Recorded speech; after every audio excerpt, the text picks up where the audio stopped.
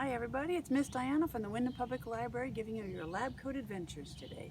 Today we're doing something really neat with live critters. We're going to do earthworm farming.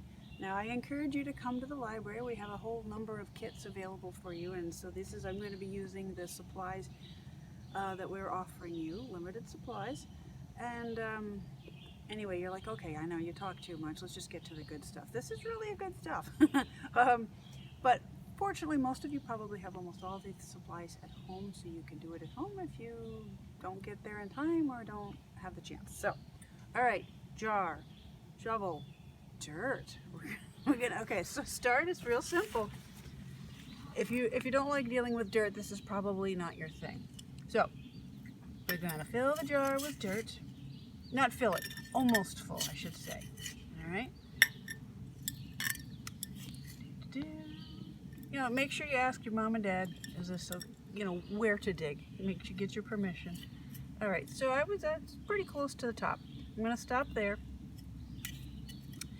And in your kit, we have 1 cup of peat moss. That might not be something you have at home, but if you need just that, you come in. I have plenty of extra, believe it or not.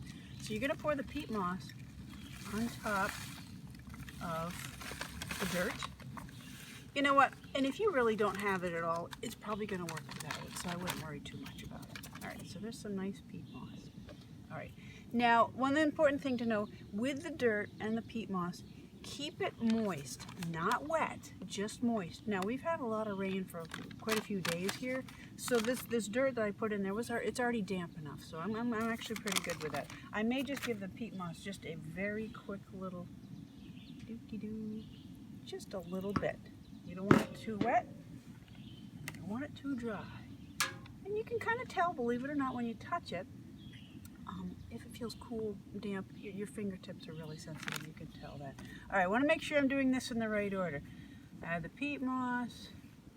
Okay, and now comes the really fun part.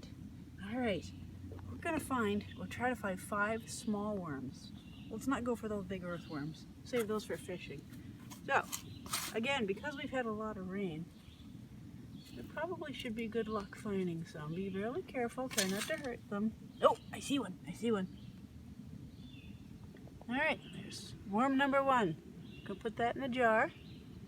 I see another one. Oh boy, they're really coming like, there's a little cute one. 2. We're looking for 5. If you can't find 5, wow, there's 3. That was quick. 3, 2 more. Oh, wow, I can't believe how many I found so far. 4, 1 more. Remember, this just might not be your thing, and that's okay. I got another. This was really, hit the jackpot. All right, we have 5 worms in there. We're gonna leave it at that. We don't wanna have too many. Okay, now, the next step is, on top of that, you're going to put either some scraps, food scraps that just didn't work out or were too old, whatever, peels. I've got some lettuce leaves here I'm going to put in there. Just give them, put on top of the worms. Don't worry, you're not going to hurt them. Believe it or not, they love this stuff, okay? But another thing you can put on there are grass clippings, okay? So you can just do a little bit. I'm going to give them a little combination, give them a nice little variety. All right, about 1 inch of this green plant material, okay? So there's that. So far, so good. I'm just going to check, make sure. I don't want to misinform you here. Cover them with about 1 inch of plant material. Old leaves would work too. Okay, this is a little bit like a mini composting. If you saw my composting video, just so you know. This is so much fun. All right, so now, again, if you do this at home, find something, a dark piece of construction paper, or probably even a dark towel would work fine. And you're going to wrap it around the jar so it stays dark inside there. A couple rubber bands will keep it in place. 1, 2. Doesn't have to be pretty. They don't care. So, okay, you have just created a little worm farm, okay? Now, more fun yet to come. Okay. So, I want to just make sure, which is very important, a lot of these, because you're dealing with live critters now, okay? So really follow the instructions really carefully. You're going to put the jar in a cool, a shady place outside, no sun. The worms aren't going to, that's not going to work well with the sun.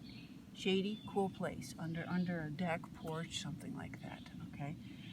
Leave it there for 7 days, no more. So what I want you to do is each day, take the paper off and just look at it and see what's going on. And of course, with science, you always want to try to predict, what do you think it's going to happen? What do you think the worms are going to do? What do you think it's going to look like? I would love to know what you think, all right? Every day, take it off. If on your sheet here, here's a spot for each of the 7 days to write down your observations of what it looks like. And keep an eye on the plant material, the grass clippings, the food scraps, or the leaves. You might need to, I have a feeling you're going to be really surprised at what you see. You may need to replace them, so keep an eye on that too. Every day, 7 days, and watch. I think that's all I really need to tell you, but the important thing is, after day 7, you make sure you write down each day on your calendar, tell your mom or dad, whatever. Let the worms go back to the nature where they intended to do their thing. The worms do so many good things for our soil that we need to eat our food. They're a good thing.